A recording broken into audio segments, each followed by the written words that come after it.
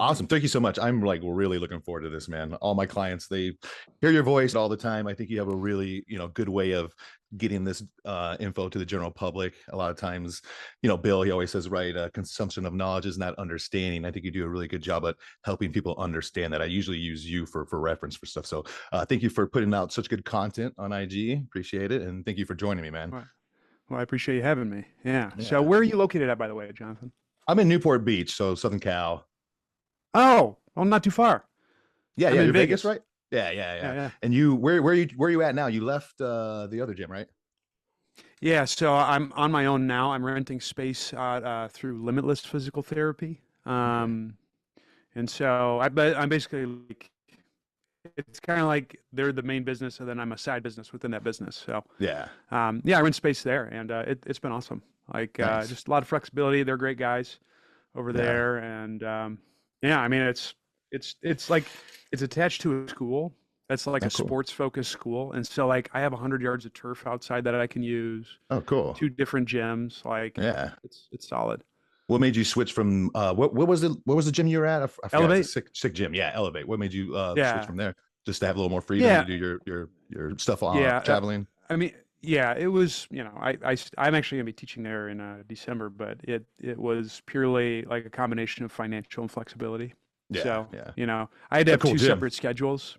Yeah, It is a cool gym. Yeah, yeah, yeah. I mean, they're great there. yeah, It's just like I had to have two separate schedules. yeah. I had to have like my onlines and then Elevate, and so now I combined it all into one, and Nice. it was a good move. Cool. So for anyone who doesn't know, maybe just give a little bit of background about yourself to anyone. Yeah, of course. So again, my name is Zac Cupples. I'm a physical therapist, strength coach, and I also teach seminars and produce content. I practice out of Las Vegas, Nevada, out of Limitless Physical Therapy right now.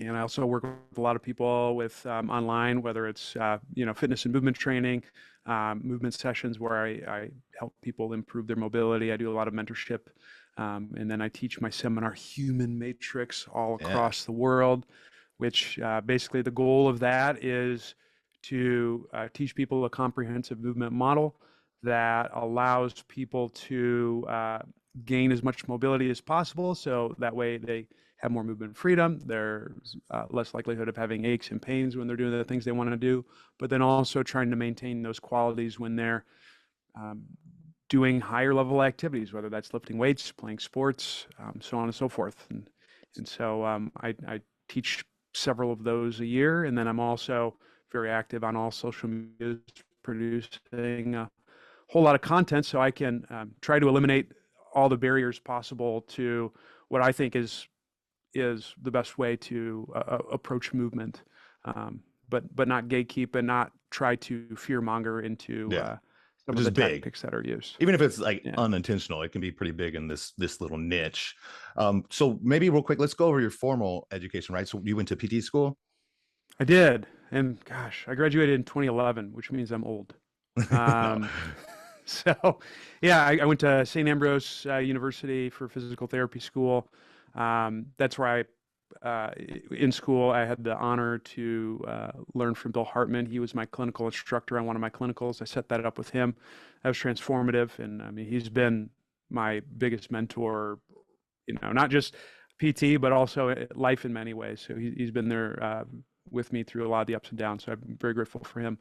Um, Yeah, and super humble guy. Like I've yeah. heard of Bill like for years. Everyone like I've worked with some really good therapists and trainers, and they always mentioned the Bill, and I had never really like knew who he was, like because he's so like in his own little world. He really doesn't want to like be out there, I guess, unless you really search it out. So I just joined his network last month, which has been really cool. Oh, nice. He provides a lot of good info. He was helping with a case study. I'm like, sweet. I told my client, you're getting spoiled now. You're getting a little bit better eye on you. I think one thing that might be cool to talk about real quick before we get into anything else is kind of how maybe your formal education isn't like the best in this field. I know a lot of my ex-wife was a PT. I know a lot of the things you learn in school aren't really everything you need to apply in a real environment. And there might be some potentially outdated models that we use, or at least things we need to look at a little bit different perspective. Do you think maybe you can touch on some of that real quick? Yeah. Well, I think For what PT school is, it did a fine job. And you got to look at what the goal is. The goal of PT school is to make sure you can get a degree, and which I was able to get and be able to get my license. So you don't go to Pizza Hut and then get upset because they didn't have the sushi you were looking for.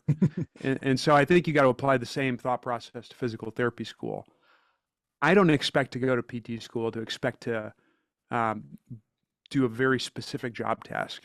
They teach you to make sure you don't harm anyone in a broad variety of settings, because PT is just more than outpatient orthopedics or sports. Like there's acute care, there's working with neurological patients. There's my fiance, she does pelvic health.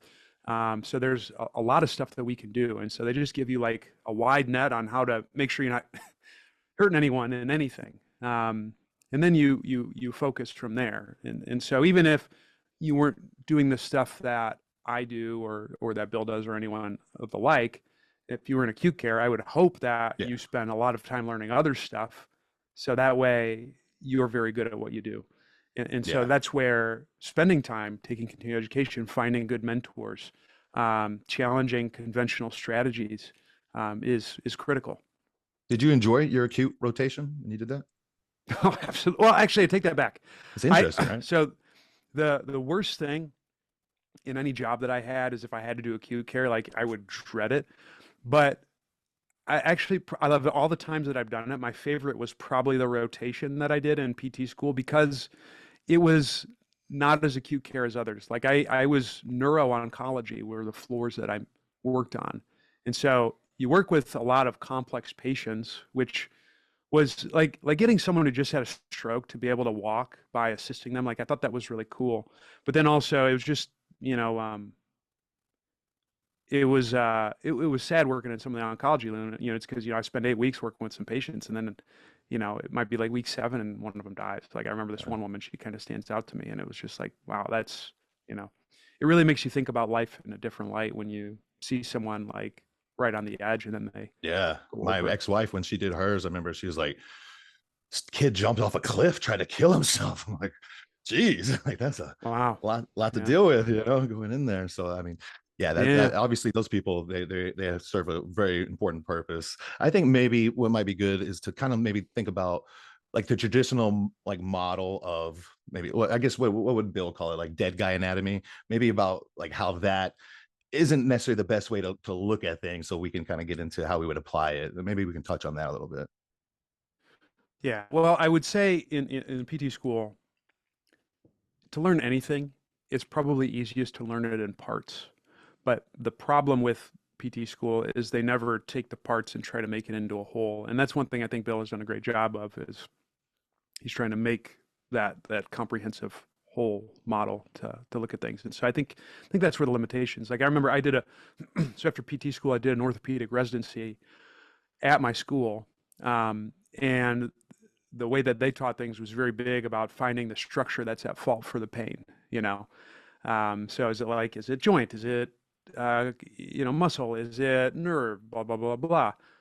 But then around that same time, I was taking a lot of pain neurobiology courses, and then they tell you, well, hey, guess what? Pain is so complex, we can't really pinpoint anything to a specific structure. And so then I'm like, oh my gosh, like why are we doing this? So I already get a taste of how reductionist this is. But then you look at things from a movement and biomechanics standpoint, it's like, well, I could have a person who has a reduction of movement globally, and it does so in certain patterns, and maybe that increases pressure and strain in that area. And maybe we don't have to like do a bazillion things to treat that specific tissue, but we need to change the way that they're loading by open up the available movement that they have, so that way they're not running into that same strategy over and over again. And so it's just about layering on different tasks. But I think, well, I think many of the fundamental ways we learn stuff are flawed in and of itself. You also have to meet people where they're at. Yeah. Like imagine talking about propagating waves and how the foot affects the shoulder when you're in the gait cycle, to someone who doesn't know their ass from an acetabulum. Like you have to start people somewhere, and so there has to be that fundamental knowledge. And I don't want to speak on Bill's behalf, but I know he is someone who requires a lot of people to either get into the UHP, well, maybe not to get into UHP, but definitely to attend the intensive, to have some anatomy background, because you don't want that to be the rate limiting Yeah. step to someone going to that next level. And so I think, when you're learning anything, you just have to be very real about where you're at and make sure you have the building blocks to allow you to get to the next point. And I think a lot of people try to gloss over that because you want to be at the level of a guy like Bill or someone else as fast as possible. And I understand that's partly why mentorship is useful, because it allows you to, as one of my mentors, Alex Ramosi, says, like, learn the lesson without the scar. Just saw But Hermosi a you couple still months got to put ago. in work. You Yeah, saw him? he came out to my gym out here. Yeah. Oh, no kidding. Yeah, yeah, he's a Yeah, good yeah, dude. yeah. Yeah, he Yeah, lives in he was Vegas. yeah, he says he's pretty much Vegas and out here in Scottsdale, pretty much, right? Yeah, Yeah. yeah, Uh, yeah. cool. So maybe so when we're thinking about mobility traditionally, right, we're kind of thinking like stretching and loosening the tight muscles, maybe activating the underactive ones, which again that can work, and you got to use, like you said, the tools available to you that you know how to use. But I do think there's a little bit a better way. So maybe we can dive a little bit into like what you would define mobility as, and maybe specifically if it would apply any differently, or how we would think of it in terms of like someone whose main goal is hypertrophy, trying to really build some muscle. Yeah, so I think you can boil down to movement and mobility in general to how much space or range of motion is available within a person's body in a given area. And so the more space you have available, the more potential you have for movement. So you could think of it like this room, right? The bigger this room is, the more places that I can go. Like that to me is mobility in a sense. Well, and being able to move within that space. Um, when we're talking about something like fitness quality, like force production or hypertrophy, well, now that is something that I can express within that space, and so that's being able to move within the space. So, depending on what your goal is, you likely need a little bit of both of those things. If I have a very small room, there's only so many movements that I can do. There's only so much cool stuff that I can put in. And so eventually the amount of range of motion that someone has could be a rate limiting step to them hitting the next level. And I think a lot of people think some of the stuff that I do isn't relevant if your goal is hypertrophy, but that's far from the case from what I've seen. Oh yeah. And I've worked with bodybuilders, I've worked with powerlifters. There's one of the bodybuilders that I work with fairly regularly. Her biggest complaint is not being able to hit certain poses Exactly. Yeah. It's not just, I or mean, making them look symmetrical. I do think this stuff benefits hypertrophy too long term, but that's only half of it. If you're competing, is how do you present it, right? And if you can't present because you got no rotation, no trunk rotation, or you can't like do a double because you got no extra rotation, you can't really make yourself, look very good. And I think maybe it might help us. So one thing you mentioned is yeah, bodybuilders, especially people that are only focused on like muscle, they will just pretty much compress every part of their body. They'll find some way to work around something that's tweaking until they literally run out of options. So maybe it'd be good to kind of define like what compression is when it comes to like bodybuilding, or I guess just anything, and how that correlates to opening up more space for us to use. Yeah. So compression and expansion are physics related terms, and you'll hear it in a lot of different things. So um, expansion is being able to maximize space. It's to make something bigger, right? So if you own a gym, hey, we're expanding. What does that mean? Making the gym bigger. Compression is the reduction of that space. And so if we're talking about that in a movement context, anything that is compressive is something that reduces range of motion. So muscle contractions are compressive in nature because when you contract your biceps, what that does is it reduces a certain part of space within the elbow joint because that has to happen in order for you to move. You need to be able to compress certain areas and expand others. That's essentially how we move. Certain tasks where there's a significant amount of force production have greater compressive loads. And I think that's something we can jump into real quick, is maybe relative motion versus orientation. I mean, a lot of times I'll say things in the general like fitness bodybuilders, they don't this isn't in their radar at all. So maybe we can explain this as a little bit, relative motion versus orientation. Yeah. So relative motion is the ability of segments to move in opposition to one another.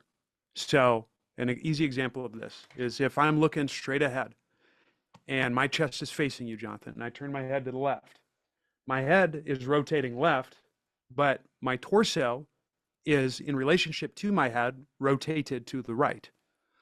And so that's an example of relative motion. If I have relative motion, more of this segmental or local muscles are able to produce more movement.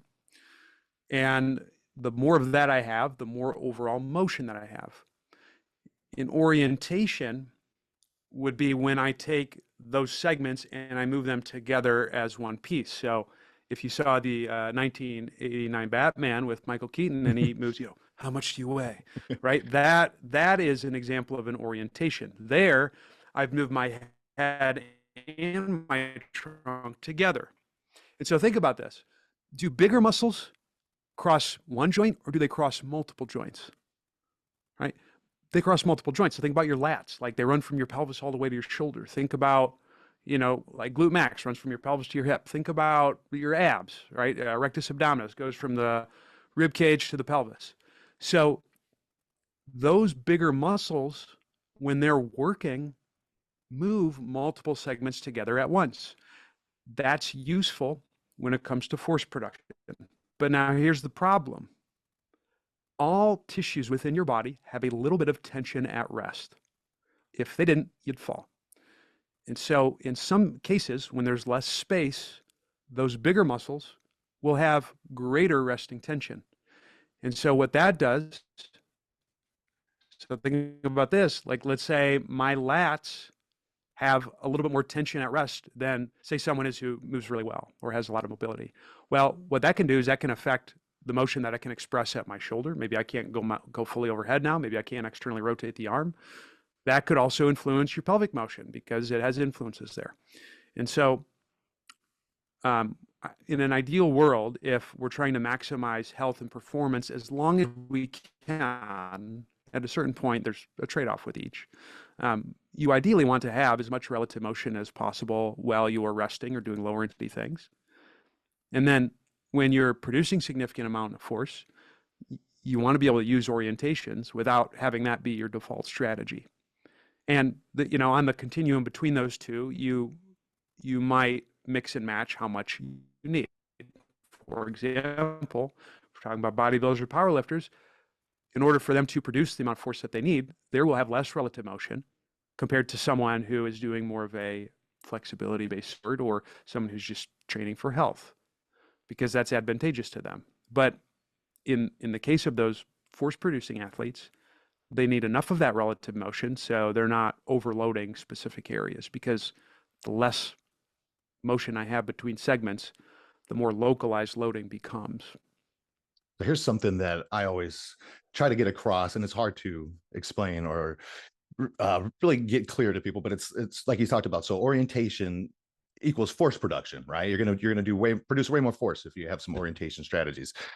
So like bodybuilders, people trying to get big, okay, I can move more weight. That's gonna be more muscle, right? But like you said, there's also displacement to other structures. So it's kind of like, where is that balance between how much like orientation, how much relative motion do I just say screw it and start orienting to the point where, okay, maybe now I'm not getting the benefit of the tension on the muscle, maybe it's going to connective tissue and other things, versus like, okay, I'm so paranoid of any orientation, I'm really not going to be able to produce force. So I mean, basically, I guess, like, is there a way to identify like how much is okay or what is preferable? I'm assuming, obviously you talk a lot about the stack. I see a lot of bodybuilders who their first move is immediately just rib flare, compress the back, whether it's, a bench press, whether it's a row, whether it's a squat or a good morning, like any of them. So what's your opinion on that? How much orientation is okay? I know it's a hard question, but like, where's that balance lie? I think it's going to be person dependent. Some people, this is just like, let me give you one analogy. There's some people out there who they can eat whatever the hell they want and have a six pack at all times. And, like me, I look at a piece of cake and I automatically gain 5 pounds. Um, and so there is, person dependent in terms of what things people can get away with versus not. And I think the same is true when it comes to this talk of relative motion versus orientation. Some people can move a crap ton of weight with not what we would, I don't want to say ideal technique, with technique that maybe precludes them to having more orientation in their arching, and they get a really good hypertrophy response of consequences, at least in the short term. And then there's some people where they can't get away with that. And so the the correct answer is person dependent. What you need to do is you need to track relevant measures to determine if you're trending in the right direction or not. So, an easy one is, do you have relevant hypertrophy-based measures that let you know that you're getting the adaptations you want? So whether that's posing, whether that's measuring circumferences of various tissues, your body composition, all that stuff, like that's an easy measure. At the same time, you can find various measures to look at how well you're moving. And maybe over the course of a long enough time horizon, you can relate those things to how good you feel. For example, maybe let's say you use a body weight squat or a toe touch as a performance test. Like for me, I use my toe touch because that's a big one. If I start losing that, I'm usually not feeling too great. You could check that in the beginning or frequently, and as you go over the course of your training plan and you're like, wow, I don't feel so great, maybe you go back to that test and it's like, oh crap, I've lost 6 inches on my toe touch. I probably have pushed myself too far in the wrong direction. And so then you might need to redouble your efforts to try to gain motion. And so that's really what it boils down to. It's no different than any other adaptation. Like in a diet, you might be able to get away eating 3 kinds of dessert a week and still have very good body composition. But maybe if you go to 5, then it becomes a problem. I think we just have to apply that same concept to our ability to move. What about in terms of ability, for hypertrophy specifically, and also for like aesthetics, maybe, right? So it's like, I mean, is there really a time where you would just say fuck a stack and just lose all intra-abdominal pressure for any kind of hypertrophy benefits? I feel like when you lose all your relative motion, you almost lose a little bit of separation, right? Powerlifters have a very distinct look compared to like a bodybuilders, right? There's powerlifters who have competed in bodybuilding. You look at them do like a back double bicep, doesn't really look the same. You look at them do a back lat spread. That's fucking impressive as hell normally because of their strategies with their erectors, right? So maybe what about as far as impact on aesthetics? Obviously, some people are going to have stronger joints and tendons, be able to handle a little bit, more poor form. But do you think it has an impact on their aesthetics and also ability to produce just build muscle tissue? Yeah, I mean, I think with in terms of aesthetics and things of that nature, the biggest key, if hypertrophy is the goal, is I need to figure out what strategy is going to place the tissue in question I'm trying to grow under the most load. And so, like, if I'm doing a bench press and I want to use that to build larger pecs, I'm probably going to have somewhat of a back arch because me retracting or not retracting, but depressing the scapulas and pinning the humerus back places more of the distal attachment in a stretched position. So then I can place a lot more localized load in that area and get the adaptation that I want. I think you That's said not something going to very help you from important a there, though. motion standpoint. You said Yeah, depression, right? And versus that over retraction. Whereas I feel like that's yeah, a very common mistake that a lot of people make is they won't just go for that depression where you can still have some control over your ribs. You can still see them like moving a little bit and they'll just completely retract to where it's a total rib flare, thinking, okay, well, this it's going to be more stretch from point A to point B. But again, rib cage is orienting is really not more of a stretch, right? yeah. Well, and the other thing too, and this never made sense to me, but also I'm not an expert by any means in lifting heavy, but if I'm trying to move maximal weight, I want to try to shorten the distance between the bar and my chest. If I depress, the ribs are going to have a tendency to go more forward and up compared to if I retract. I may not necessarily get that. Yeah. And the other thing too is when you depress, it flattens the scapula a bit better on the bench. So then you have a more stable platform to press from. And if I'm talking about hypertrophy, I do not want instability to be the limiting step for me loading the specific tissue. Um, So do you think So, keeping the but stack the best you can helps apply tension to the target tissues? Obviously, there's a point where we're losing some of it, but there's always a bounce of that intra-abdominal pressure. And I think if you keep something there, do you think that helps you focus on the tissue more? I think one thing with the stack, especially when it comes to loading, because I do like when we're talking lifting heavy, I still coach people through the same process. But a lot of people look at intra-abdominal pressure, but I also have to look at intrathoracic pressure. And and ideally, if I'm trying to maximize stability within the entire spine, I need as close of a 1-to-1 ratio between those two cavities. And so if I'm not creating a brace in a manner that maximizes that, that can possibly be a problem.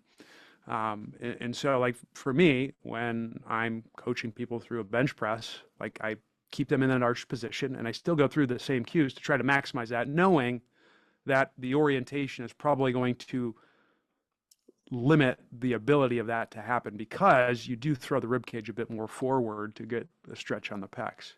But it's still get a good exhale, inhale to try to expand the entire chest cavity in all directions as best as you can, and then go ahead and go through your Valsalva so you can move some heavy loads. What about ribs? I never hear any bodybuilders ever pay any attention to ribs at all. It's like they don't even think about them. Maybe we can touch on that a little bit real fast about how your rib position can actually, have a lot to do with where you're getting lines of tension. Like you said, if you're super extended, your lats can't really go around your ribs. You're missing some real lengthening. Maybe we can touch on the importance of just having a little bit of awareness of that. We don't want to be hyper aware when we're doing stuff, but if we can just kind of take a nice little exhale before a little exhale, a little inhale before you do anything, usually it'll kind of help you a little bit. Yeah, I think, and this goes back to dead guy anatomy. When most people look at any type of lift, they look at one attachment and then they look at the other attachment, and they don't look at anything in between that could potentially influence contractility. And the thing, the dirty little secret is your muscles do not contract uniformly across the entire muscle. If they did, you would not be able to squat, because in order to squat, in order to get to the bottom of a squat, your proximal hamstring has to be more eccentric compared to your distal hamstring. Same thing with the quad. So, and that's an evidence-based statement. They've done studies where they've demonstrated that in at least animals. But I mean, intuitively, it's like that's a paradox that, how else can I explain this? And so let's think about that in the case of muscles that run along the rib cage. I think pecs are an easy example of this. Like if I do something that brings the chest forward, that might put a stretch locally on the pec here. And if I pull the shoulder down and back, that could affect the pec at the humeral attachment. But what about all this stuff here along the chest? How do I get that to expand, open up, and get on stretch? I have to breathe, because the ribs move. That's going to, if they get bigger, that puts the entire muscle belly in a more stretched position, at least during the inhalation. And so I think it's a thing that a lot of people gloss over, because they're only looking at trying to pull two ends as opposed to trying to create an action across the whole muscle itself. And I mean, you could apply the same thing with the lats. You can honestly apply the same thing with any of the abdominal musculature. Yeah. So it's I think it's an important concept in that sense. And not only that, but the breath itself is going to impact your ability to generate effective intrathoracic and intra-abdominal pressure to be able to move weights. And so if you're not emphasizing that, you're not emphasizing how well this cavity moves, that would possibly limit your ability to produce force and gain motion, depending on what your goal is. Yeah. I think maybe we talking about breathing, right? I think that's probably at least with my clients, so the first thing that we try to do is just learn how to breathe so we can get some kind of expansion. I mean, that's really one of the most essential things we can ever do in life. And I don't think we ever think about it at all. I mean, every bodybuilder has terrible digestion. It can help increase motility. We want to deliver oxygen to our muscles. We got to transfer that to the hemoglobin. It's like breathing's so much, but I don't think anyone's really aware of how much that affects your mobility. And it almost kind of like pisses me off, because like I used to do so much shit, like so much mobility work. I'm like, well, I can hold this position and take like 4 good breaths and I got the range of motion, I would like kill myself to get, and then it actually like sticks a little bit. So maybe we can talk about how breathing helps actually improve your mobility. Yeah. Well, the cool thing with breathing, and there's probably a lot of factors, right? I mean, there's definitely a relaxation component. There's, various autonomic things that can influence resting tension in tissues. But I think one thing that a lot of people gloss over is how your body literally changes its shape as you breathe in and breathe out, because it has to. Otherwise, how is air going to get in you?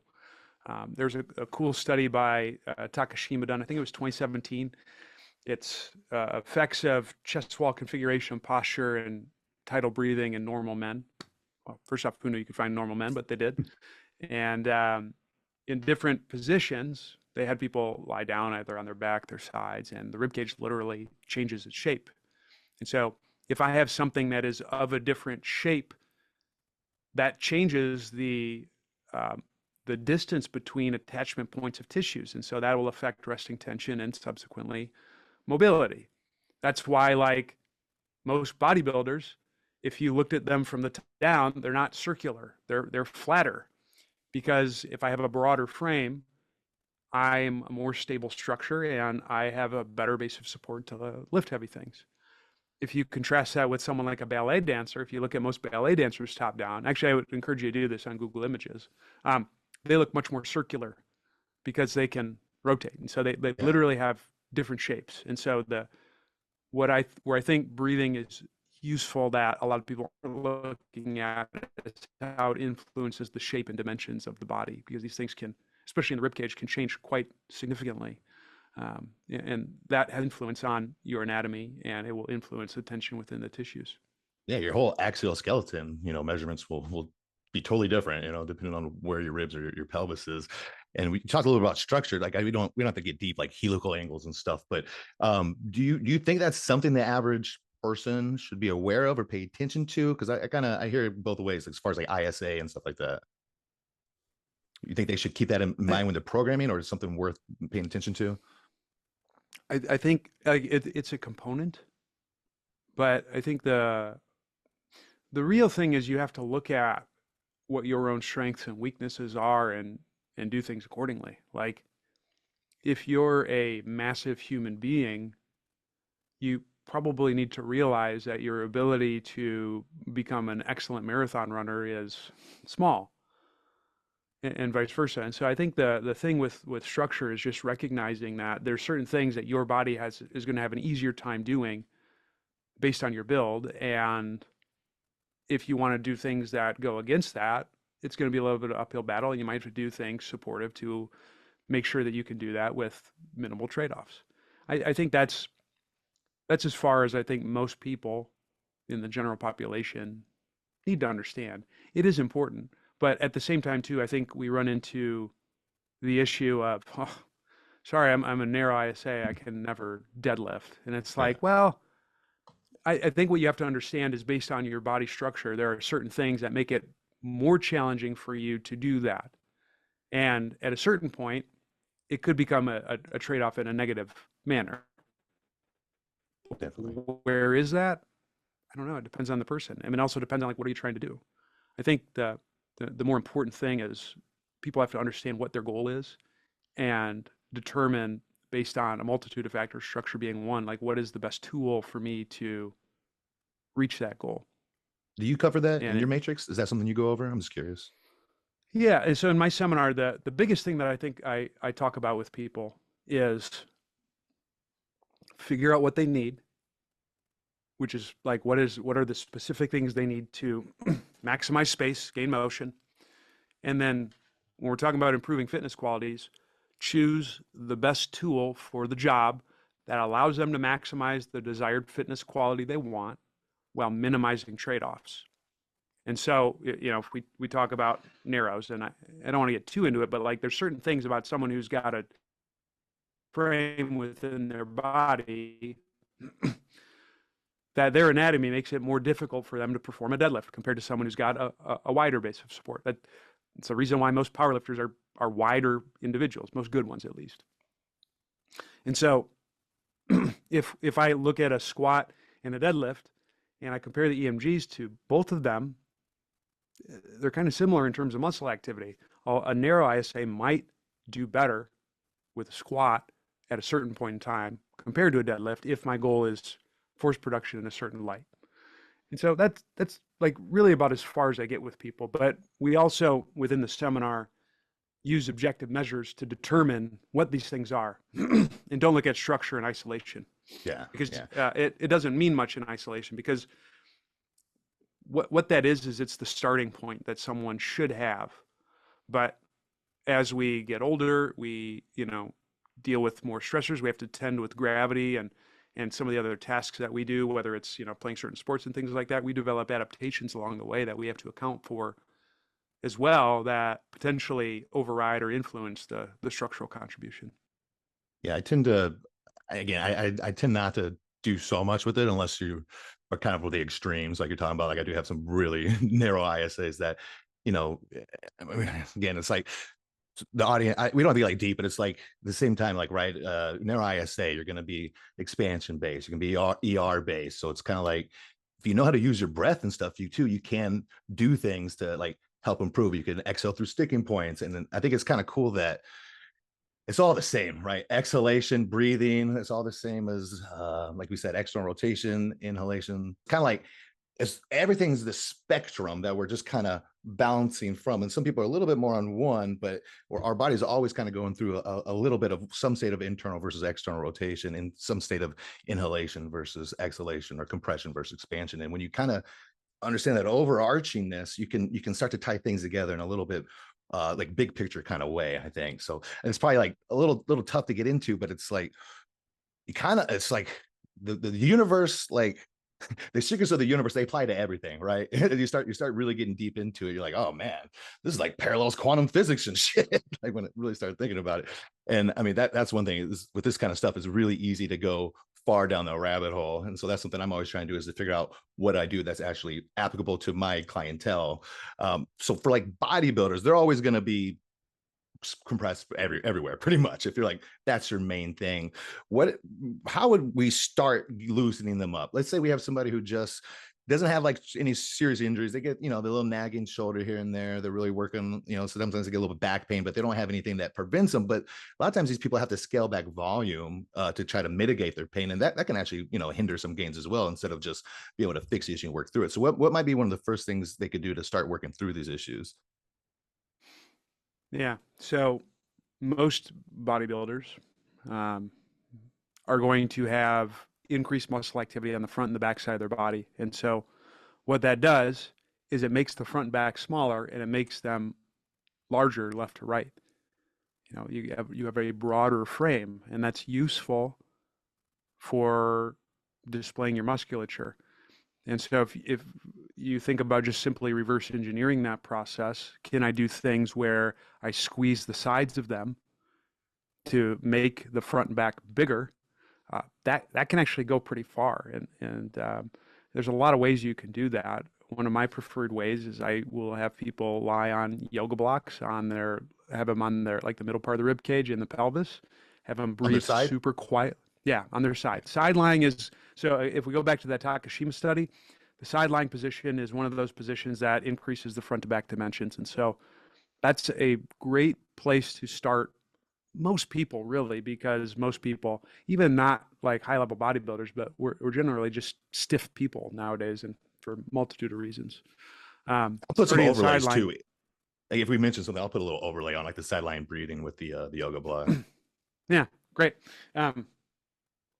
So yeah, starting people in side lying and just having them breathe very slowly, quietly, effortless, at least on the inhale. And I coach most people to go like 5 to 10 seconds.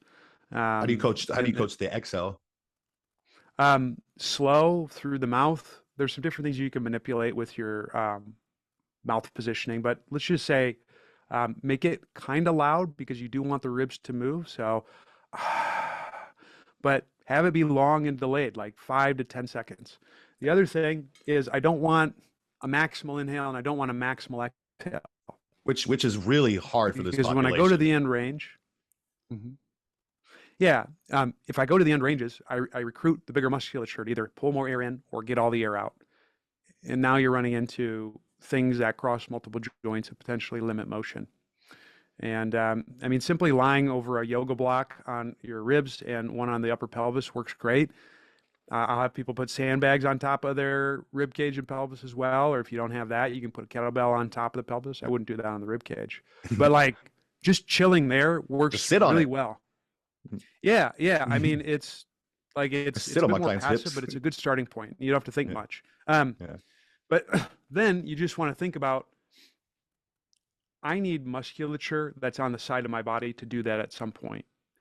And I actually like, one of my favorite things, especially if someone's in pretty good shape, is hanging off the edge of a bench without any weight bearing through the arms and having your obliques and all that create basically the same effect, but So trying to you're keep the same slow, on relaxed your breathing. side?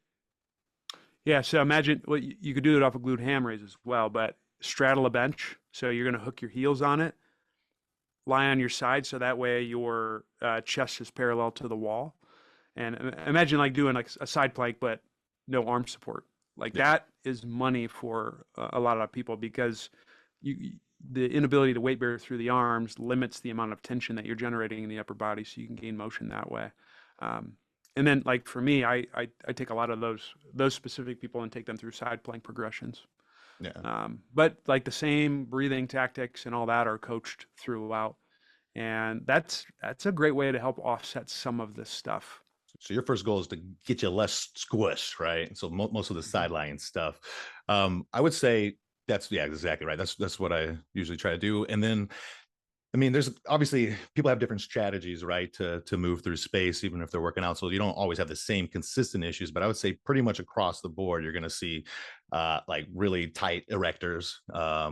Maybe the paraspinals need to be inhibited, and it's very rare that I see someone with really good like internal rotation, which I think this is also something else that people don't understand really, is they see like maybe somebody squatting ass to the ground and like, wow, that guy's got great mobility, but you put them on a table and they've got 2 degrees of internal rotation. It's like, okay, well, we got to look at their strategy to get there. It's not really a relative motion. They're really oriented in a certain way to get there. And they can't do a body weight lunge without collapsing in on their foot and going valgus. They probably, need to improve their internal rotation a little bit better on that. Do you have anything that you recommend for improving IR or loosening up like tight paraspinals? Yeah. Well, and it's I funny know you you like the mentioned that. frog I breathing. think that it's hit or miss with people who have wider frames. So I'm just thinking of the bodybuilding Oh, context. cool. And why is that? Because when you're more in a prone position, it increases the side to side dimensions, and you got Yeah, to I guess figure like if I'm after the sideline stuff a little bit, maybe like a progression possibly. possibly the biggest thing. Well, first off, you brought up a good point, so I want to touch on that. Just because someone looks like they have good mobility doesn't mean they have relative motion. They could be expressing a lot of mobility in a few segments. And it could be like they have a hypermobile area in the spine that allows them to go all the way down. Or to your point, they flatten the foot a lot, and that's what allows them to squat deep. Mhm. Um, but so once I've gotten someone unsquished, and if that's even what we're doing, but once I've gotten someone more mobility in the front and back of the body, the next thing I have to do is I have to be able to teach them to shift their body weight backwards. And so you can think about it this way: most people to put force in the ground and produce internal rotation, it's easier if I shift my body forward, because it helps me bias that. When I extend, that's a form of internal rotation, but it limits rotation. And so working on your ability to shift backwards however you need to is very useful. And so if we look at like a side plank progression in my mind as a way of getting AP expansion, the best way to get that shift backward would be some form of squat variation, whether that's a box squat. If I have someone who's limited in IR, like that would be a nice thing to get after. Not heavy, but just in a manner that allows me to open up the hips so that way I can get that. Or if I have someone who's limited in external rotation, because that's also pretty common, it might be a more vertically oriented squat. Um, those would be things I would be thinking about. Things where like I've been doing lately a lot of supine based ab stuff. So stuff where you're lying on your back. I have a big question Um, about that. Like yeah. abs are like I like crazy on everybody, and that's something I've been doing a lot is like supine breathing and stuff. I don't mean to interrupt you. Can Mhm. you touch on that? The ab stuff that you've been doing? Yeah. Well, basically what I want to do is if someone can shift their weight backwards, their lower back should be able to flatten on the ground. And so if you lie flat right now, any of you, most of you probably slide a Hot Wheels car underneath your low back. And so that's an indication right there that you have a tendency to shift your weight forward.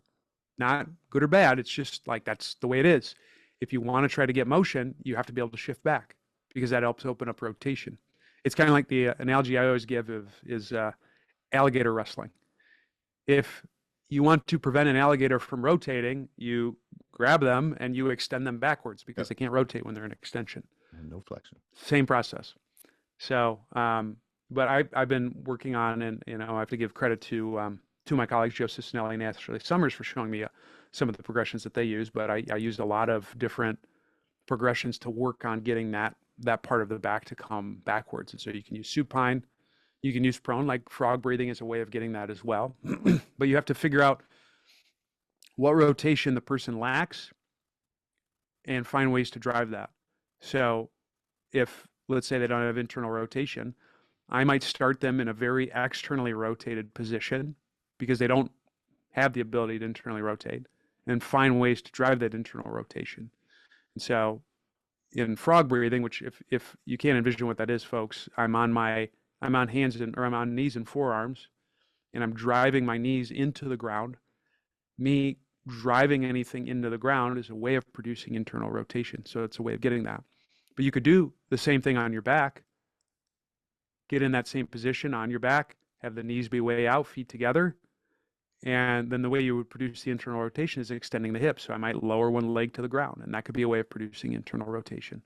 So there's a lot of ways to go about it. But like the general thing that I think about with people is you need to get front to back mobility, work on shifting backwards, and then work on improving rotation both to the right and to the left. And that's the basic premise of what I do.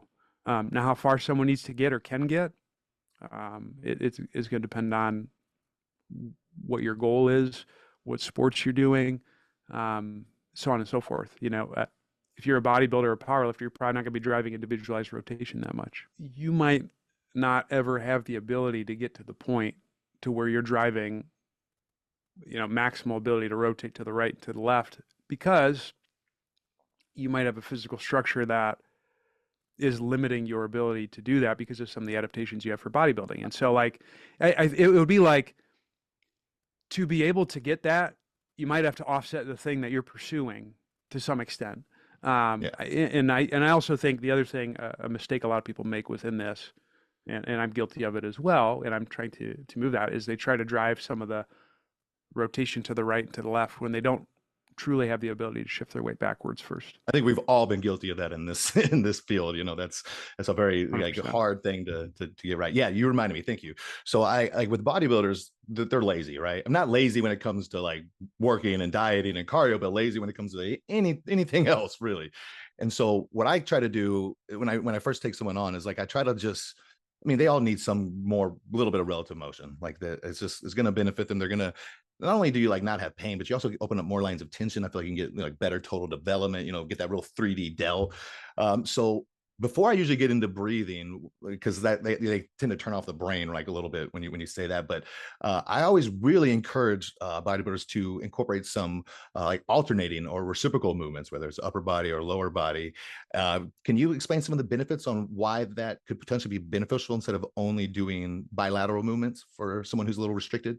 Yeah, well, in order for you to rotate, you have to produce expansion in one area of your body on one side, and then on the other side, the opposite. So You're not that's getting a great way of squished. enhancing One's mobility. getting Yeah, squished. yeah, exactly. And so it limits the squishing of the front and back of the body. And so yeah, I think it's, well, if you're fairly strong, it's not going to be often the game changer in terms of enhancing relative motion, because it's like it's not the right tool for the job, but it can be a way of preserving as much motion as possible while still pursuing a fitness adaptation. And so like when I'm, a lot of the population that I work with training wise is beat up movement and fitness professionals. And so they want to train, but they also want to feel better. And so adding a lot of single arm, single leg stuff that is rotational in nature is a way where I can kind of double dip, and I can still push someone along the fitness continuum in the way that they need, but still preserve the motion that they also need to stay healthy. Yeah. So I'm in agreement with you. Usually what I'll do is I have them like do the ramp up sets a lot of times with the lighter weight, reciprocal or alternating style. And then when they usually go heavy, usually I'll stick to the, typical bilateral stuff, but it's like, why like just create compression the whole time? We can, like you said, at least manage it a little bit better. And so I usually start with some kind of reciprocal motion. I make, like, a lot of bodybuilders don't do lunges or they don't do splits or anything. They just leg press, squat. I'm like, okay, there's some real benefits to just change your stance just a little tiny bit. So that's usually the first thing I do, because for them, it's they can, okay, I'm not having to not do work. It's just a little bit different kind of work.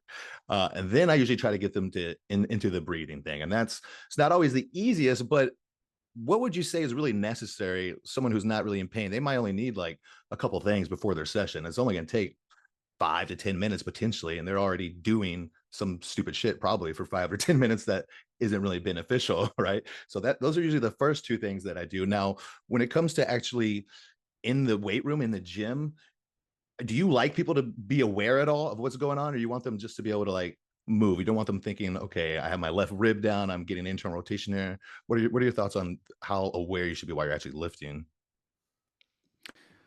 Um, yeah, so I think one of the hardest things with some of the coaching stuff with this is people end up like way over cueing a lot of things and focusing on specific stuff, and that is most certainly counterproductive, um, because most people can only handle probably 2 to 3 cues at once. And so I try to keep things very simple but consistent. And the way I think about the stack, because it's not like a posture you get into. It's like, and I teach this in the seminar, but it's a sequence of steps that I coach someone through. And so it's like head positioning. Where are you looking at in space? How are you interfacing with the ground? So like, do you feel certain parts of your feet if you're standing, or how am I gripping the weight, so on and so forth. And then nailing the breath. So am I inhaling the way that I need to and exhaling the way that I need to?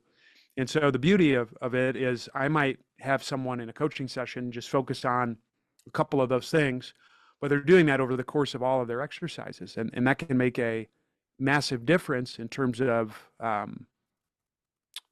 their ability to produce the desired movements that they have.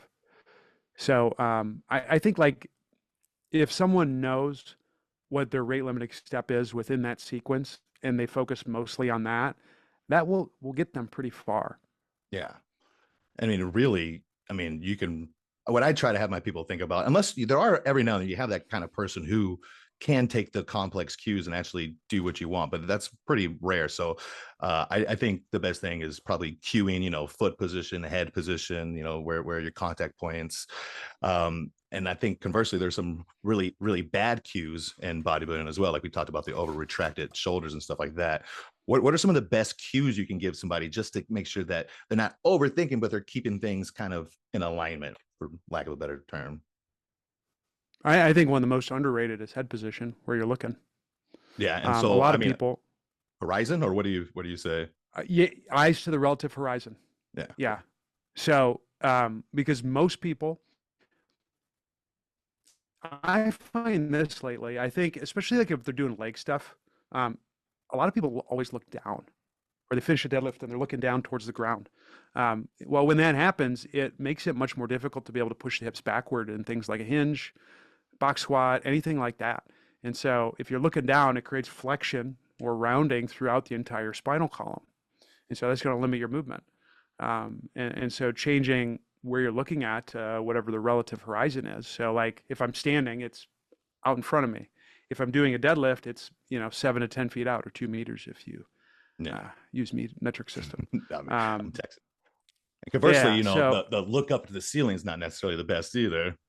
no. So then you have the opposite problem. Now I'm driving relative extension throughout the body. Well, if you do that, guess what? You're not going to be able to squat that deep unless you throw a lot of weight on you and then you force yourself down. But then that's got its own problems too. All right. So I think like that alone fixes a lot of stuff. Yeah. I think if you do that and you make sure that, wherever you're touching the ground is kind of flat and even, that'll get you pretty far.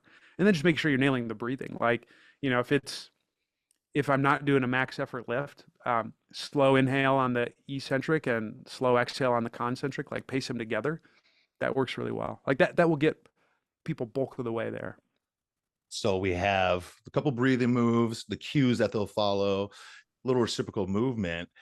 Is there any specific weight room stuff you do to like get prepped before you work out? Or whether do you like address, like, say I got somebody in two totally different, stance positions, on their leg, like one's really like late propulsive, one's early propulsive.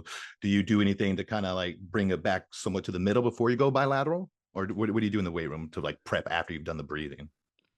Well, so that's part of it. And I think one of the nice things about some of the lower intensity drills that I do is it saves time within the warm up.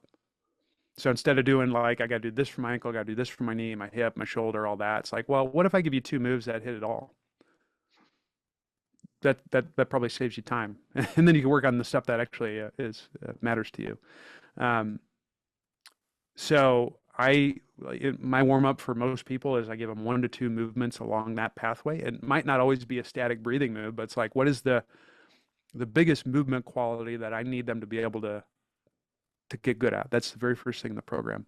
And then my dynamic warm up is like, if let's say like those movements are at this level of what movement they need, the dynamic warm up is just below that, but it's more extended out.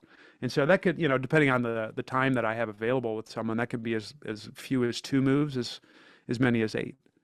And then it's progressively more intensity. So it starts more ground based, eventually it gets to standing, and then eventually it gets to something more dynamic, like, whether it's skipping or, some fake throw or medicine ball throw, what have you.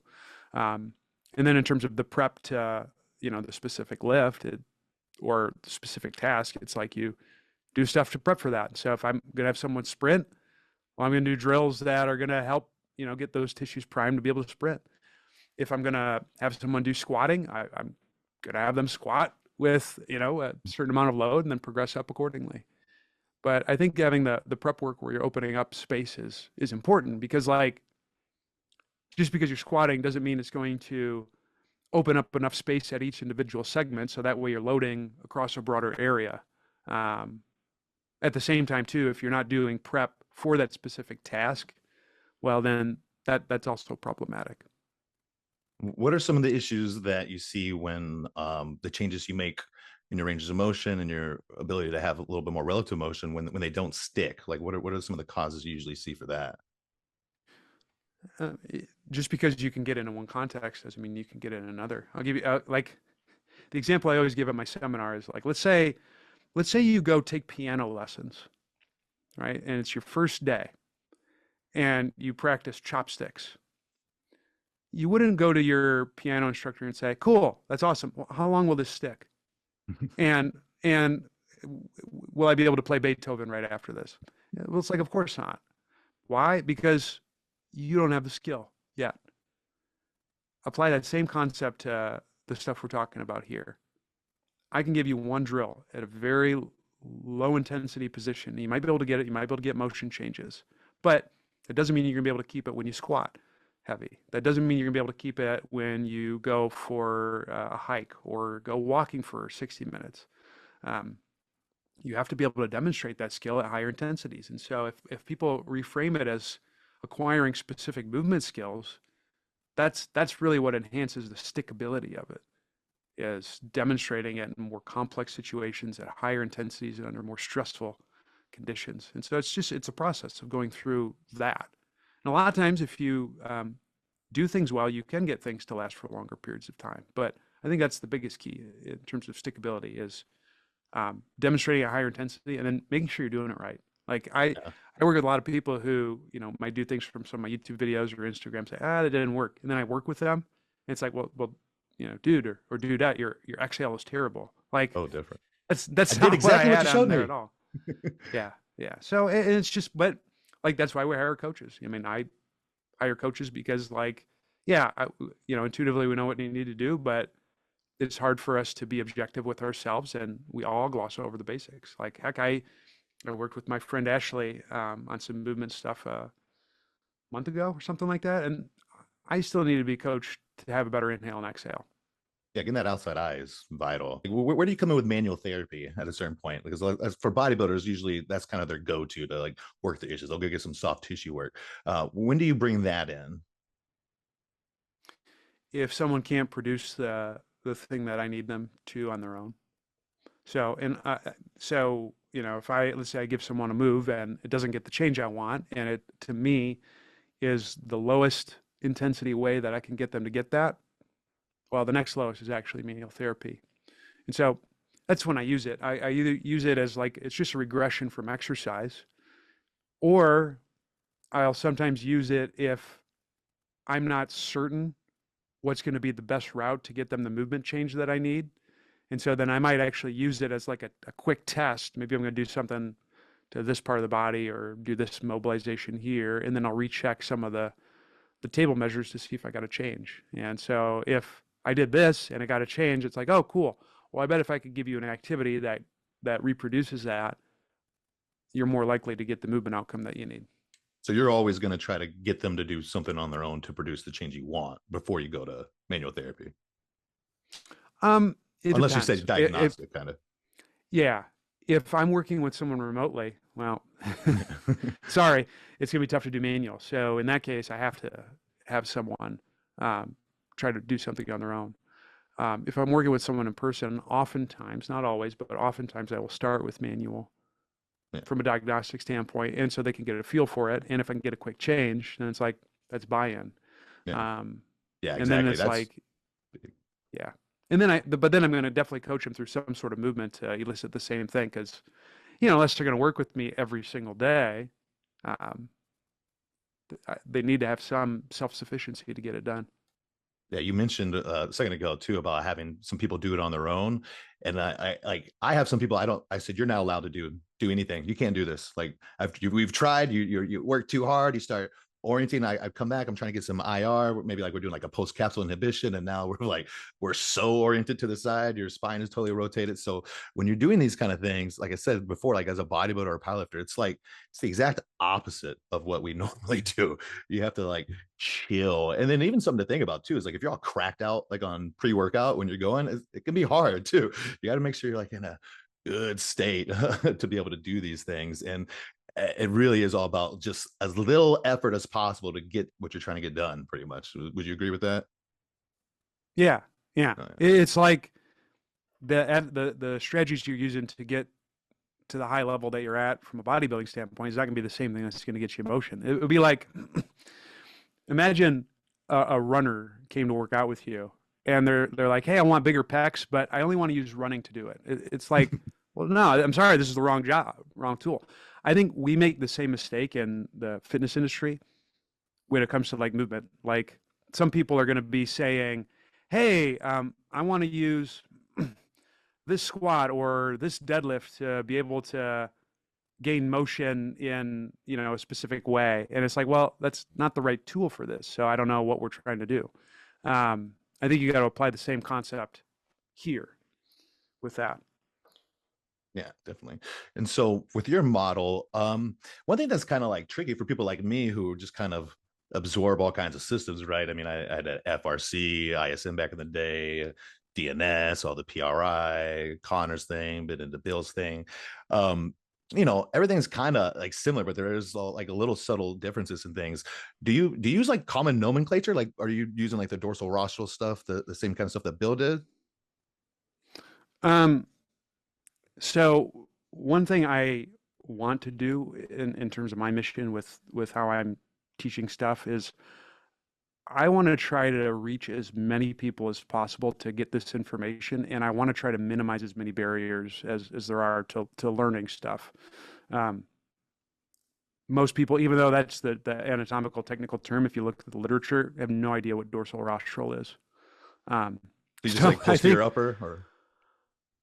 if I'm talking with clinicians, yes. If I'm talking with regular people, your upper back in between the shoulder blades, like Okay. that works pretty far. We don't have to get that fancy, in my opinion. Yeah, I'm just like it's from our perspective. It's just interesting because it's like like I wasn't familiar with certain nomenclature, and so like this is so confusing. I'm like, wait, that's exactly what I know. It's just something a little different. Now, for your matrix, is this like what are the population? Are these trainers? Are these therapists? Are these just general fitness people? What makes up the majority of your audience for those? I have it kind of runs the gamut. I I have a lot of clinicians. I have coaches. I have people who are just interested in movement. Um, I've had lawyers come to my thing. I've had other healthcare providers. So it's really, yeah, I have a wide variety of people who come to the seminar. Sorry, Oh, good. I'm back. Yeah, And so, yeah, I mean, it's like if you are interested in movement in any way, you're probably a good candidate to come to my seminar. And I think one thing that I've gotten feedback from on people is I teach things in a simple enough manner that it's easy to understand and execute. And that's really what I want is like, I don't think there's anything wrong with in the beginning learning how to follow a recipe to some extent because, like when you're first learning how to cook, you're probably not going to know how to braise effectively, but you might be able to follow this step, and this step.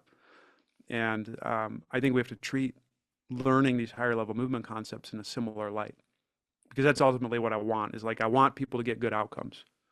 And if understanding based on terminology and things like that is preventing them from doing that, then we're not helping as many people as we could. yeah. I was going to go to yours in LA last year, I think, but that one was sold out. I think that one sold out pretty. Hey, I'm coming back. I'm coming Yeah, back in I see that August. August, right? Yeah, I saw that. Yeah, and then I was thinking about coming out there to Vegas for one of them. I ended up going out there for a wedding anyway, the same weekend it was. So that's something I'm curious Nice. about is so for like me, I love, like I said, I love continuing education. I'll just always take as much in as I can.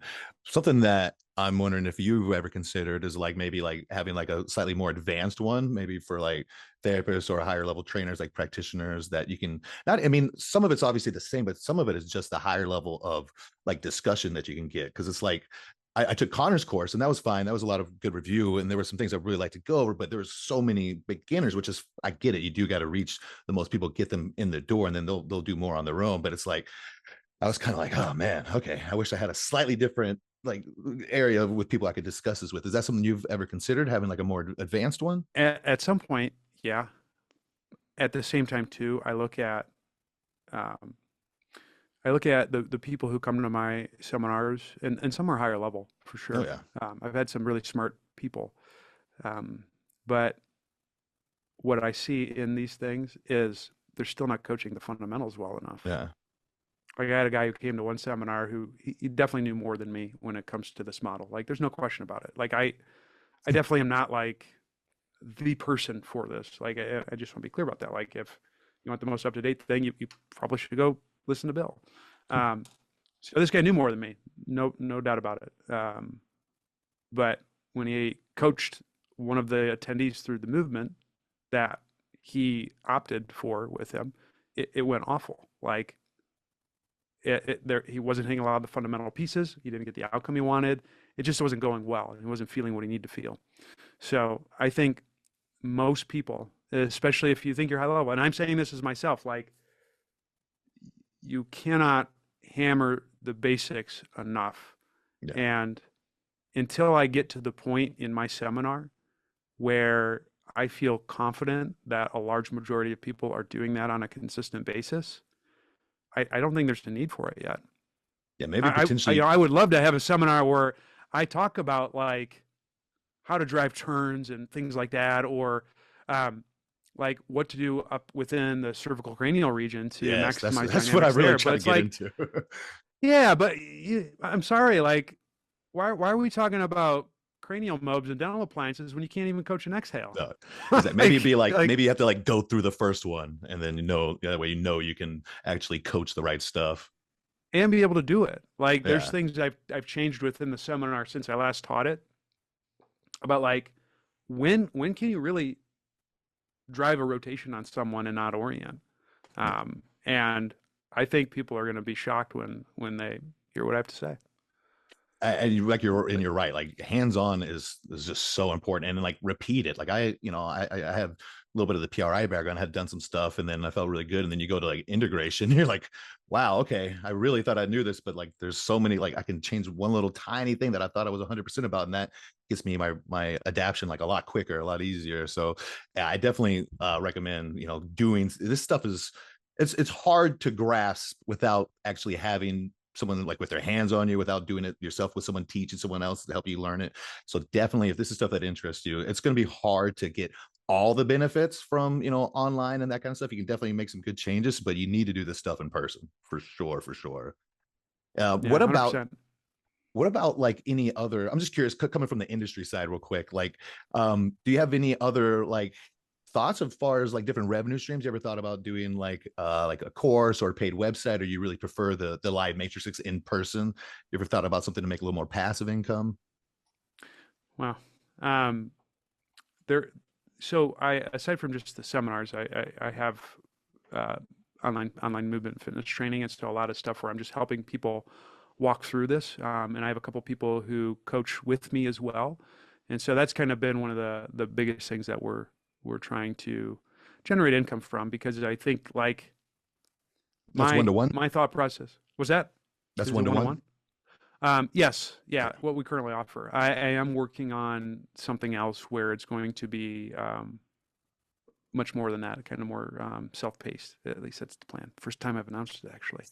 Um, so that's kind of what I have on docket right now. But I think, in my mind, it's very easy to try to make several products to make a little bit of money. But I also want things that stand the test of time, and I want them to be the best. Like, in my mind, I think I'm on 13.75 in terms of the versions of Human Matrix, because it needs to be the best seminar, in-person seminar that you can attend within this space, period. And, in my mind, it's not there yet. It's close, I think. It's definitely improved a lot, but I want it to be without a shadow of a doubt. And if people are still giving me feedback on things to change, then we're not there yet. Do you really enjoy that? Like, what's your favorite part of like what's your favorite thing to do that you make revenue from? Ooh, probably teaching and content creation. Yeah. Um, I would say like that's one, two, and then the third is working with people in person. Yeah. Yeah. Because I just like the teaching element, and I get to learn a lot. And it's like when you're working with someone one on one, you're in the weeds.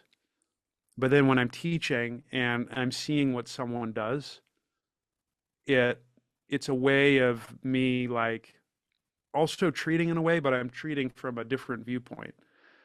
And so like one thing we do at the seminar, which is my favorite thing, is I have all the attendees, um, I have them, we take one of the people within the seminar and we write a program and we coach them on what to do. And so it's cool to look at how they make their decisions and how they coach, and giving them feedback that way. It really helps my learning, and helps me be a better clinician, because it's just uh, the the best way to help some, or the best way to learn anything, is by teaching it. And so I learn a lot from that, Oh and yeah. hopefully it provides value for the attendees as well. And I just like, content is very similar in that sense, because it's another way of me like enhancing my learning, because I'm explaining it to someone at a different level, and then working with people. Yeah. Yeah. And your content is really, really good. It's a little different, right? Because you can have like a crazy huge following, but maybe they don't consume every little thing that you do.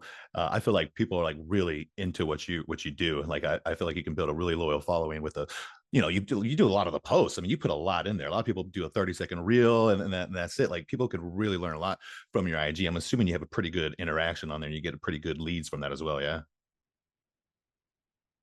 Yeah, it's definitely improved. I have to give credit to my guy Chris Collette, because he does a lot of the Instagram. He's also one of my coaches. But we've kind of switched up what we're doing on that front to basically just try to better teach some of this stuff, and Yeah. meet people where they're at. I think one issue that a lot of people run into, and this kind of goes back to like the language thing, like why I'm not going to say dorsal rostral, is like no one knows what that means. Um, but people know upper back tightness, Yeah. you Yeah. know, and it's like it's great at exposure. It's like if you want to squat, you don't start with a 500-pound back squat. You start with a goblet squat. Yeah. So what is the equivalent of that when it comes to learning this material? Upper back, knee, hip, not sacrum. And so I think that's, and maybe that's what separates us. How have you like progressed your model and progressed as a therapist since you came out? Because like me, like same thing. We get in these systems and kind of get pigeonholed a little bit, and then your mind expands a little bit more, and you keep understanding. Okay, there's this is never ending. So how have you expanded your practice? Oh, I mean, I'm changing things constantly because there's, it's like you take seminars, and early in your career, whatever you learn can be very transformational to how you practice stuff, because you don't have like a system that's fully formalized yet. But then as you progress more and you see more patients and clients and you learn that, okay, this works for this, but not this and this, and then it's just more refinement over time. And so right now I'm in that stage, I would say, where I think I have a pretty good system in place in terms of decision making, but I also know what the rate limiting steps are. It's like the exercises need to be even better. I need to be, this and this specific thing. And so that's the problem I'm trying to solve.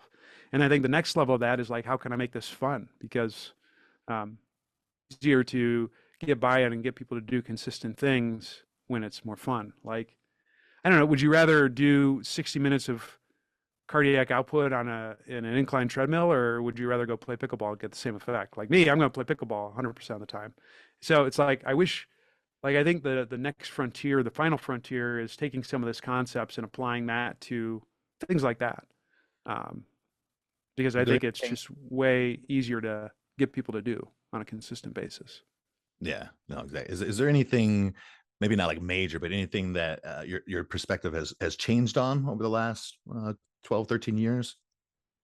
Oh yeah, I mean, well, and again, I have to give a lot of credit to Bill. Like, I think he's done a very good job of making a comprehensive and holistic model that, um, once you get it, not to say that I fully get it, but once you get a lot of the major concepts, it makes your decision making that much easier. I think that's a big thing.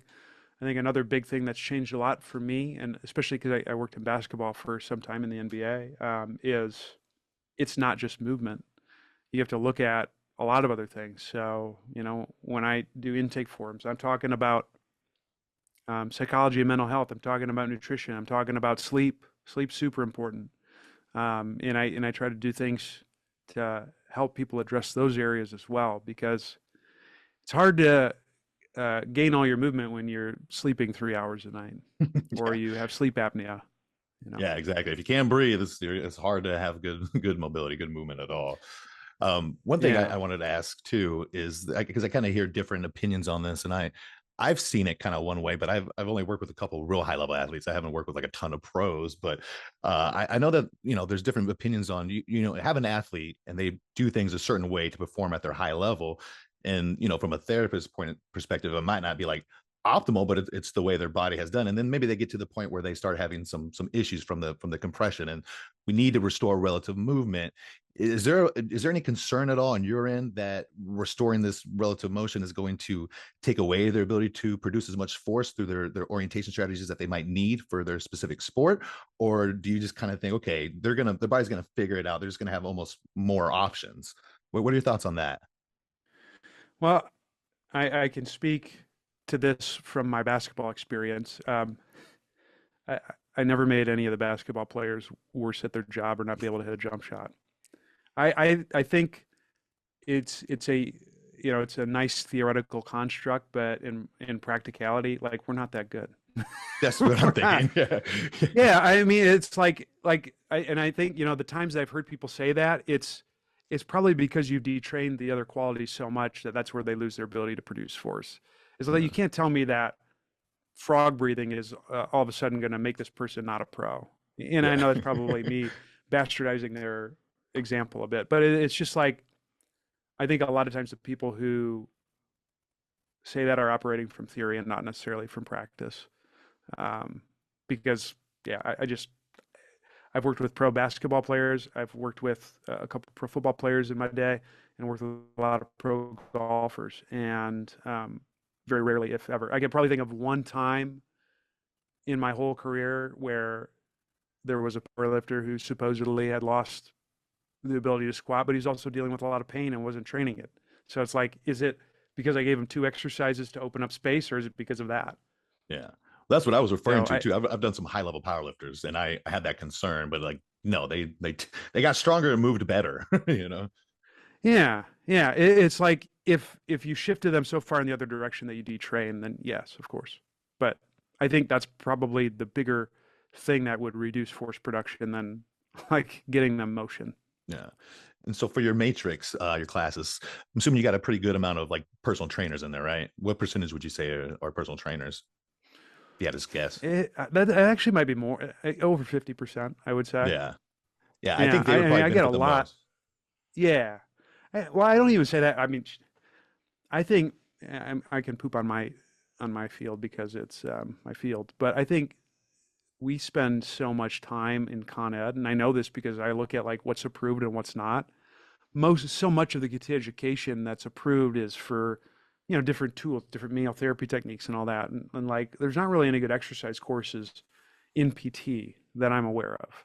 I mean, there's like SFMA, FMS, what have you, which is pretty good, but it's like if total volume, there's not a lot of exercise courses out there for PTs. And so I wish more medical professionals would come to this, and they are, because I'm now offering some CUs for PTs. So, but it needs to be even more. Yeah, I think so too. And But I think trainers get it. Trainers get it. yeah, exactly. We know we don't have the formal education to make us think we're already good. You know what I mean? We're always trying to learn. I think there's incredible value. What's some of the ways that you would think that something like your course would really benefit trainers and their ability to make money? Um, well, if you can get someone results faster and help a wider variety of people, that seems to be something that could help them make money for sure. And I've seen that. Like I've had, one of my dearest clients, Mike Romano. He started work with me in during COVID times. It transformed his business in a positive way because there's more people he can help now. Like if you are a one trick pony where you can only coach the big lifts, and then when someone can't move in a way that allows them to get into the big lifts, and you don't know what to do, um, you're going to be SOL. Like you need things to where you can get people to access more positions than they have capabilities of. I think another underserved population is those who are in pain. Yeah. And there's a lot of people out there who've, I think the common tropism is, well, if you're in pain, refer out. Well, I've had people where they do refer out, or maybe they live in an area where there's not good providers, and maybe all the big structural stuff has been ruled out. Sometimes a trainer is the perfect person for them because they can see people more frequently, and that has a lot of utility. And so, if you want to expand the number of people you can help, which if you have a bigger market you can choose from, that can make you more money, Yeah. and you can make a larger impact because all money is a measure of impact. Oh yeah. And so to me, it's super important, and I've worked with countless trainers who've seen those results, and I'm very happy for them because I know that means that they're making a much larger impact than I can on my own because I can only see so many people in a given day. Exactly. Yeah, you touched on, kind of increasing someone's capacity. And I would say over the last 5 years or so, I've really been on this whole movement, PRI kind of journey. And it's like, yeah, I mean, I've raised my rates from 75 to 180. And it's in part because yeah, I'm also Newport Beach, Newport Coast. But it's Yeah, like you that's said, awesome, man. yeah, if you can expand someone's capacity versus just regressing, which sometimes is a necessity, right? Sometimes you have to regress, but if you can, like you said, give them something tangible, like, okay, well that's tweaking your knee a little bit. Let's either do this expansion or let's maybe do this little move real quick, and then let's try that exact same move again, oh, look, now you don't get that twinge. You build that value just right away. And I think that enables you to just to really, like I said, charge a higher rate, get way more referrals. Also allows you to network. I think, if you have the kind of knowledge that like you provide through your human matrix, you can network with health professionals a lot easier, even non-health professionals. I network with an NMD around, and a big part of it is because of, like what I do as far as helping with pain. And like you said, if you can help someone's pain that's been like nagging forever, even if it's like an improvement, like they'll stick with you forever and they'll tell all their friends. So I definitely think, in my opinion, this route, unless you're working with pro athletes, which is a hard thing to get into, but this route is probably the best way to really increase your price per session and increase your value as a trainer to the general public, for sure. Definitely. Yeah, absolutely. Well, it's just, I'm even if I wasn't teaching seminars, this would be the model that I would use because it allows me to get results that I haven't seen other people who I've worked with get. I can only speak to that to my experience. And that's not to say like I'm the man by any means, but it's like You're the man, this Zac. seems to work better. But it's like this seems to get more consistent results than the things I learned in PT school, the things I learned in my residency, and the things I've learned even earlier in my career. And it does so on a consistent basis. And like I'm playing this game so I can win for my patients and clients. And if there's a system that does better than what I'm doing right now, I would implement that because that's what it has to be. And so that's why I'm passionate about this. That's why I want to try to get people to learn this stuff. That's why I want to get more patients and clients to be using this because I think it's that much more effective. Yeah. I have one question that I don't know if you want to get into. It's a little bit heavy, but I just think the concept is so interesting. And I don't expect you to be an expert on it at all, but maybe you could give us like a very brief idea of your thoughts. Let's see if you can somehow explain a little bit biotensegrity at all. Any kind of way that you would formulate that. I know this is something that I've kind of been looking to over the last less than a year, but it's something I've been hearing a lot about. Don't really have a lot of thoughts on it yet. What can you explain this at all? Anything you think about it? You really put me on the spot with this. I've read the book, I know, like I but said, I don't expect you to be an expert. It's very interesting to me. yeah, a lot of I, not enough that I would give a worthwhile answer, I don't think. But a lot of the concepts, where we're talking about helical angles, we're talking about compression expansion, things of that nature are in relationship to biotensegrity. Um, I I know. I'm honestly sorry. like it's so with that, and I also don't talk about it much because I think it's a useful theoretical construct, but I don't know to what extent it affects my decision making, aside from thinking about things in different shape change and things of that nature.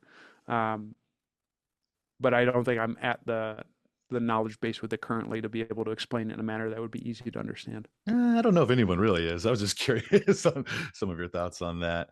So let's Yeah, see. You think there's a anything else useful that we? construct, practical Yeah, application though, it's like, I don't know.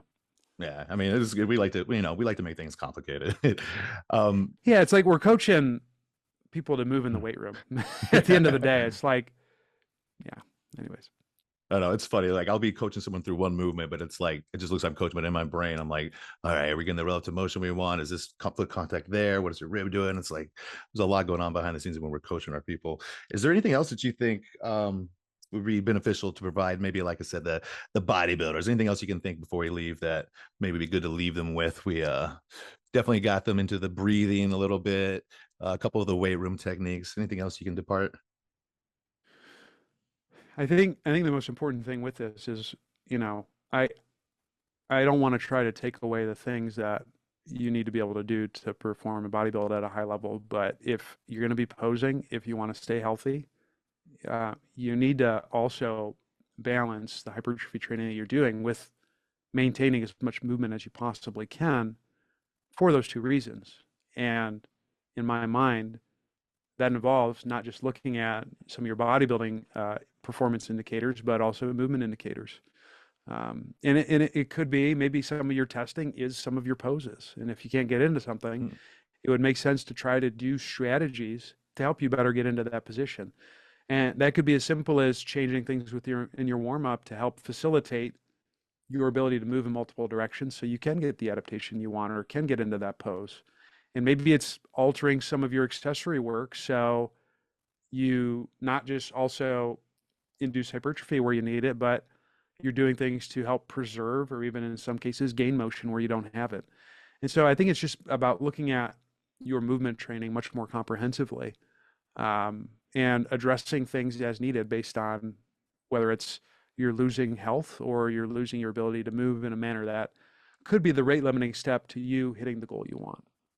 You think you can get so far to a point where you start to limit hypertrophy if you're not doing this kind of stuff, and it can actually have a hypertrophy benefit? Because that's the big question I get is like, is this going to help me build muscle? And like I said, when we think about the injuries and the ability to push longer, I do think that they kind of understand that. But is there any other concepts you can maybe provide that you think will lead to more hypertrophy if you do this? Obviously, you have to like not take out so much crazy volume, still need the stimulus. But what are your thoughts on that?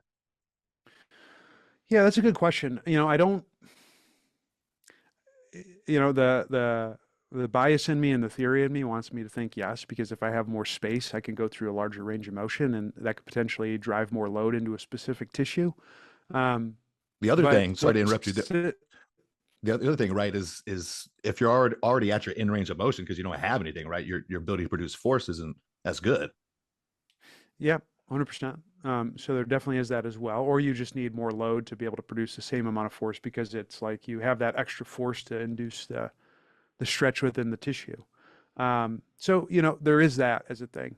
But I also think, if I don't have good evidence to prove that and it's just a theoretical construct, what I can say is the most important thing you can do is train consistently. And so if you're dinged up or you got to find 30 different workarounds to be able to load a specific muscle because you're in pain, well, it makes sense to do some of the best things you can do to maximize your amount of motion so you're not overloading certain areas in a negative light. And in my mind, I haven't found anything that's better than some of the stuff that I'm doing Oh no, I don't think and there is. some of my contemporaries. Yeah, you'll see like a lot of bodybuilders. They're so in control in the gym that like they might be okay, but it's like they'll tweak their neck sleeping. It's like, okay, well, you didn't do it in the gym. Like what you're doing in here is having an impact outside of it, you know. So I think that's super important. What I would like to do is try to get a little bit more mobility in the bodybuilding world, and I think if I can show them that'll give you a little bit better separation, potentially better hypertrophy, I think that's kind of the way to do it. Awesome. Yeah, the other thing I would say too, if you're in bodybuilding and you're starting to push towards the extreme ends, where it's like you're competing on a regular level, please, please, please get a sleep study done. Oh yeah, Because almost everyone has sleep apnea at a I certain actually point. did. Did you? Yeah, Man, I got rid of it. Yeah, through kind yeah. of breathing. Well, when your Good. neck gets so big, like I forget what it is. I think if it's 16 inches or more in the neck, it's a risk for sleep apnea. But and there's actually a lot of like, bigger names coming out, like Derek from More Plates, More Dates. Like he's got it. Oh yeah. Ryan Humiston, he's got sleep apnea. So, You know Regan down one of there? my plays. You know Regan out there Who? in Vegas? Regan Grimes? Mm-mm. He's a big top pro. He's out in Vegas and he just posted pictures of him going on the plane with his CPAP, you know. Horrible. Yeah. So, you want to talk about like, forget about movement. Sleep is one of the most important things you could do for your recovery and hypertrophy. And so if you have apnea and you're not addressing it, you probably need to take care of that first. I would say do that before you do some of the breathing drills I recommend. Seriously. Well, man, Zach, I appreciate it so much. It's been a great conversation. We covered a lot of stuff. Thank you for taking the time. If you're ever out here, let me know. Just check out the gym. If I'm ever out there, I'll see what you got going on. Awesome. Yeah. And likewise, yeah, if you're ever in Vegas, hit me up, Jonathan. Thank you for having me on. This was a good chat. Awesome. Appreciate it. Yeah, maybe we'll do a little follow-up. Let's see if there's anything people are looking to dive in a little deeper on. Like I said, I know some of these concepts are hard to grasp in this kind of setting. So definitely check out Zach's IG and you'll get a lot more out of there. And if you can, Yeah. check out Yeah. the Matrix, because I for sure Yeah. recommend that. And events.zaccupples.com. And that's ZACCUPPLES.com. That's a link to Human Matrix. Or if you're not ready to go there, just go to zaccupples.com and there's blogs, YouTube videos, everything that you need to learn some of this stuff. I appreciate it, man. You have a great day. Thank you. Yep. See ya.